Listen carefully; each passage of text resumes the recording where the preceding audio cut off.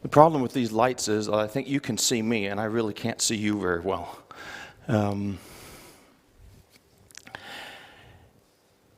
In Matthew chapter 20, there are two stories. One about two brothers, and one about two blind men.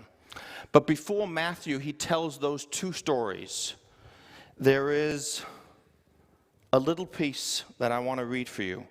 Because it says in chapter 20 and verse 17, while Jesus was going up to Jerusalem, he took the 12 disciples aside by themselves and said to them on the way, see, we are going up to Jerusalem, and the Son of Man will be handed over to the chief priests and scribes, and they will condemn him to death. And they will hand him over to the Gentiles to be mocked and flogged and crucified. But on the third day, he will be raised up.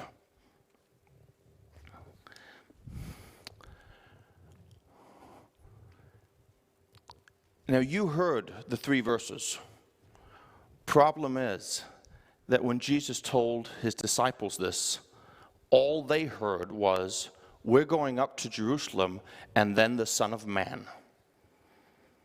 Because as soon as they heard the Son of Man, they knew what that meant. Son of Man was the person that was going to come, that was going to start a kingdom that was never going to end. I mean, even my 3-year-old at home, he gets this. We were reading our Bibles together, and I had read the first 6 chapters in the book of Daniel, all the fun stories about people getting thrown to the lions and all of that.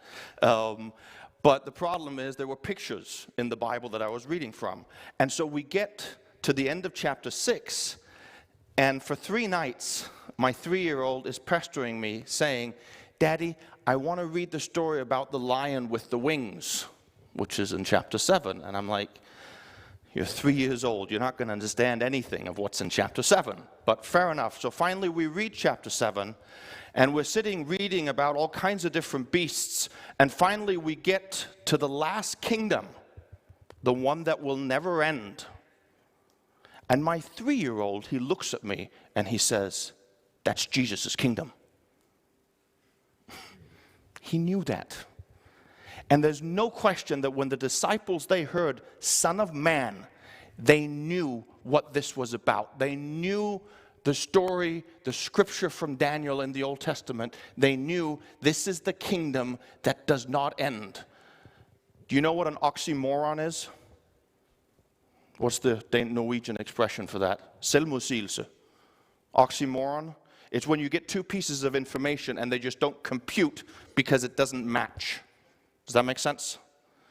When they hear Son of Man and they hear I'm going to die, it would be like me switching into Spanish. You would not, well, there might be a couple volunteers that would understand what I'm saying. It would not compute. It doesn't make any sense to them. Which is why, even though Jesus has just said he's going to die, the very next story is about 2 brothers, where their mother comes and says, I have a favor to ask you. When you enter into your kingdom, he's just said he's going to die. They don't get it. When you enter into your kingdom, please, could my 2 boys sit, one at your right hand and one at your left hand? Those are the 2 places of honor, the top positions. It's like somebody's running for prime minister. I want to be right next to that person. Jesus immediately turns to the 2 boys. He knows that this is not the mother's request. This is coming from the 2 kids.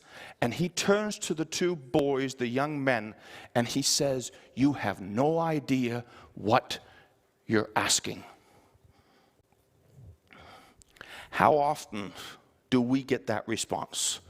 If you sit down and you pray in your room and you're asking God for what you think is best, I wonder if sometimes he's saying, you have no idea what it is you're asking. What does it mean to follow him? Now, the 2 young men in this story, the sons of Zebedee, they say immediately, Yes. Jesus, he's asking them, can you drink the cup that I'm going to drink of? Jesus is referring to his suffering, and they say, yes, we can do that. And Jesus, he says, you will do that, but who's going to sit where? Whoever's going to give the positions away, that's not up to me, that's up to the Father. Now, the other 10 disciples, they become pretty ticked off at these two because they're asking for the top positions. And the next thing Jesus, he does is that he tries to teach them something.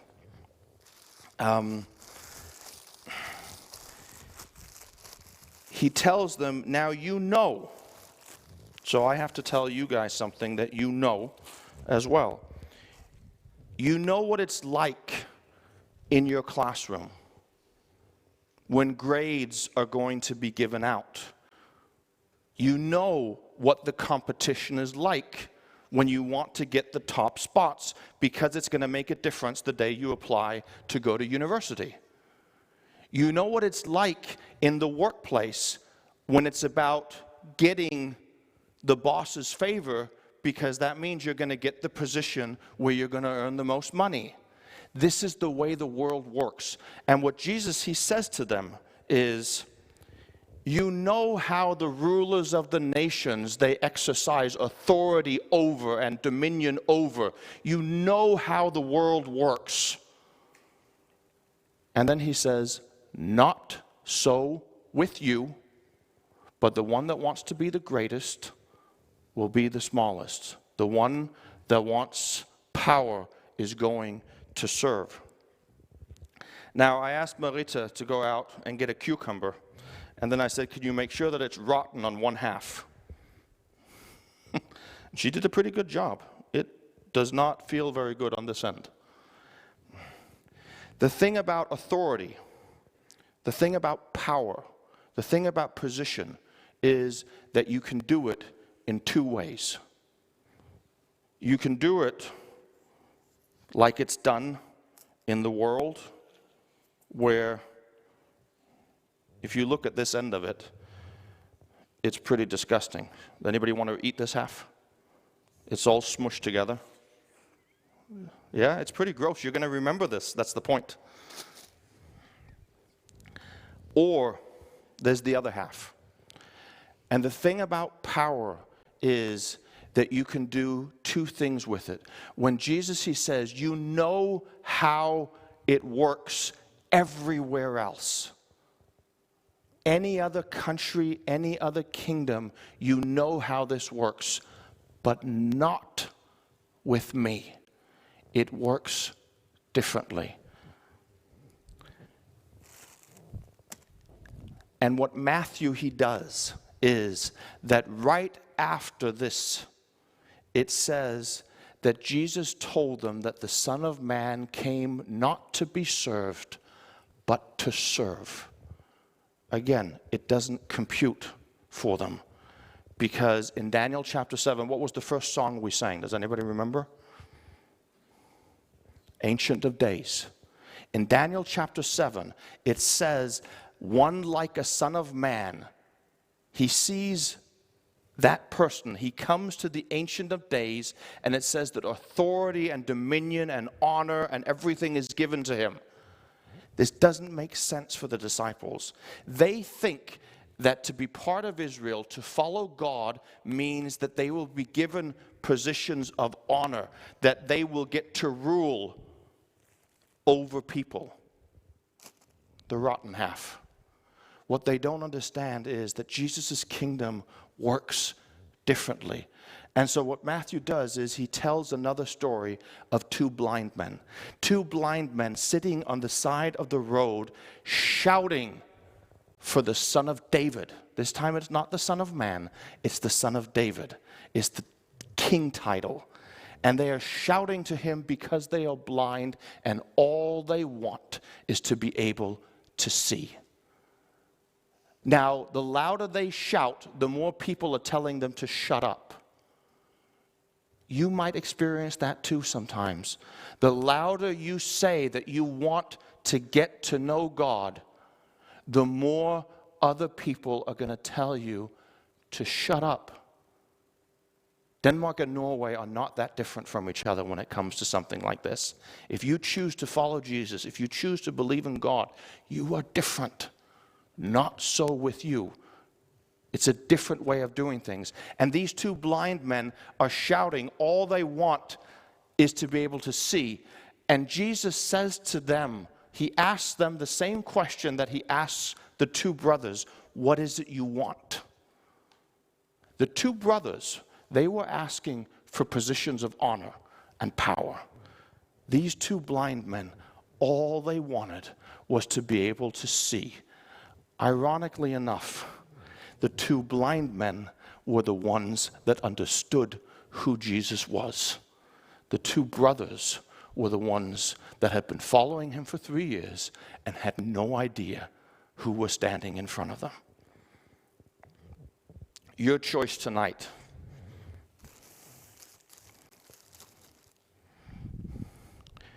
is whether you want to live your life in a way that you will try to get to the top, where you get to have dominion over other people. Don't get me wrong, it can be fun. I worked at McDonald's before I became a pastor.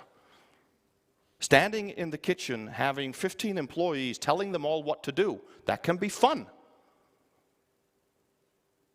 But at the end of the day, it's not worth it, even if you get to the top.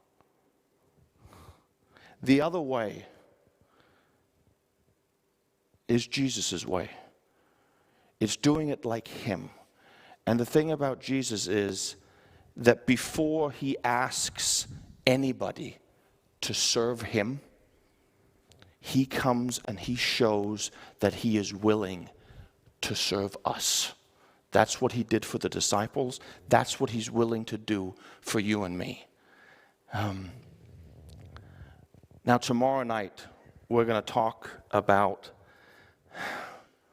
the last part of what it says. He came to give his life as ransom for many. Because the thing is, it might not be enough for me to just explain the theory.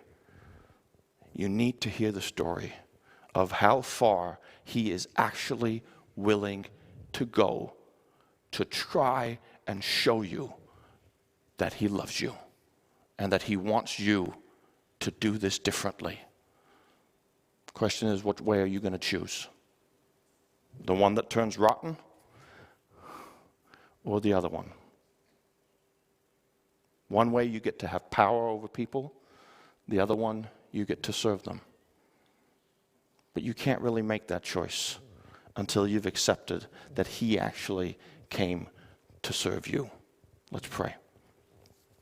Dear Father in heaven, thank you so much that you told us of a better way to live.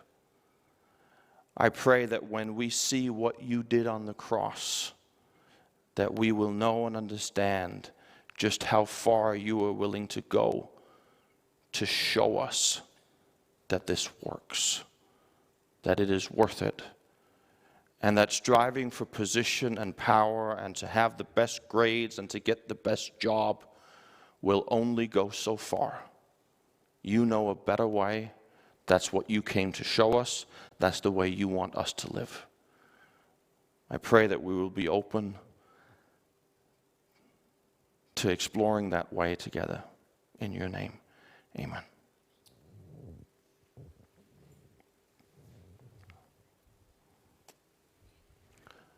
We're going to finish off with a song, Light of the World.